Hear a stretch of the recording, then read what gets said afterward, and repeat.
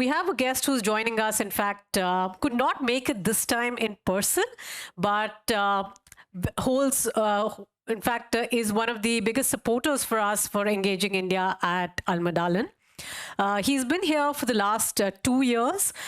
In India, he is one of the leading industrialists who has been recognized for his efforts on sustainability and climate action, especially in agro businesses.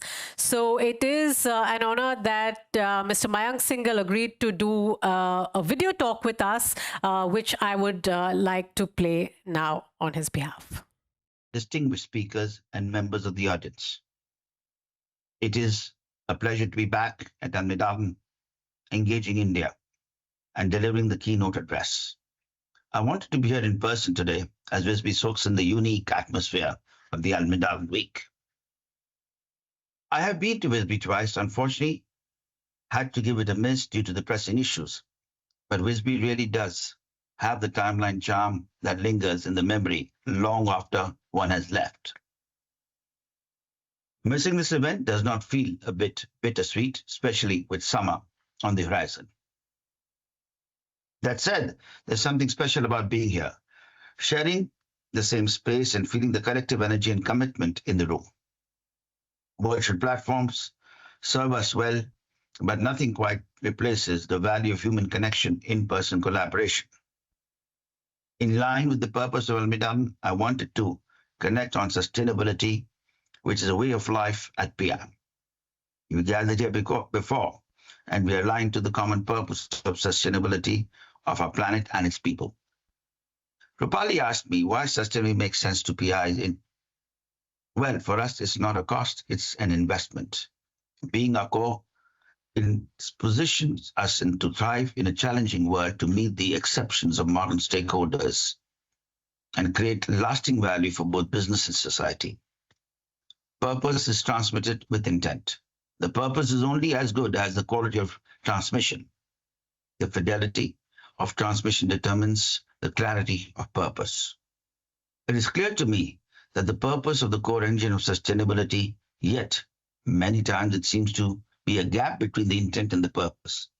Today's gathering is but a small measure to how both the purpose and the intent can extraordinarily high.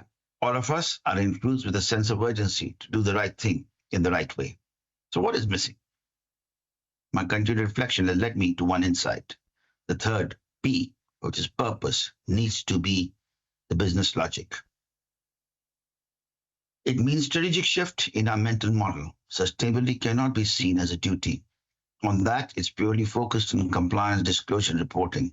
It needs to be seen as an opportunity that can be leveraged by companies to turn its business models to provide true value to all its stakeholders.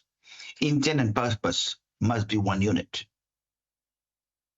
Responsible business, in my view, is more than just a buzzword. It is high-fidelity transmission systems that merge intent and input into a purpose and then output.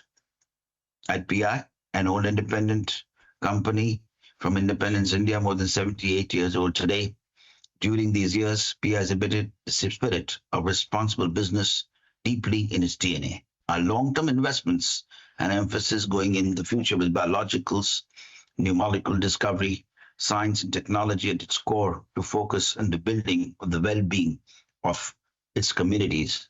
PI intends to translate this purpose of reimagining a healthier planet. My personal reflection also led me to answer another question, a last one for the day. What is that high-fidelity transmission system for a company? In my opinion, an organization culture that keeps sustainability in the forefront of every single decision it takes, from the grams in the labs to the commercial to the application to the use. Sustainability needs process systems, metrics and goals, targets and KPIs. Sustainability is quality.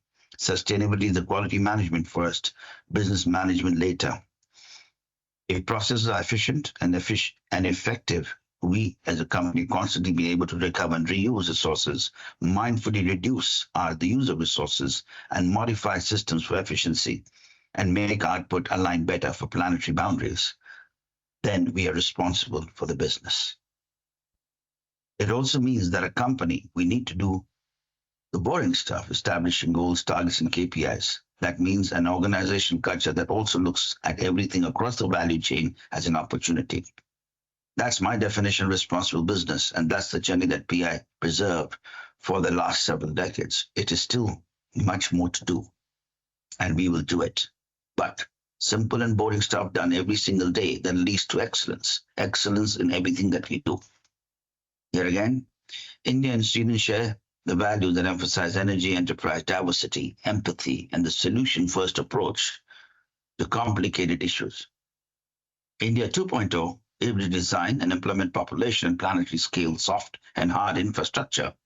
Its emerging R&D ecosystem and Sweden's unique high quality innovation and industry are natural partners for collaboration and cooperation.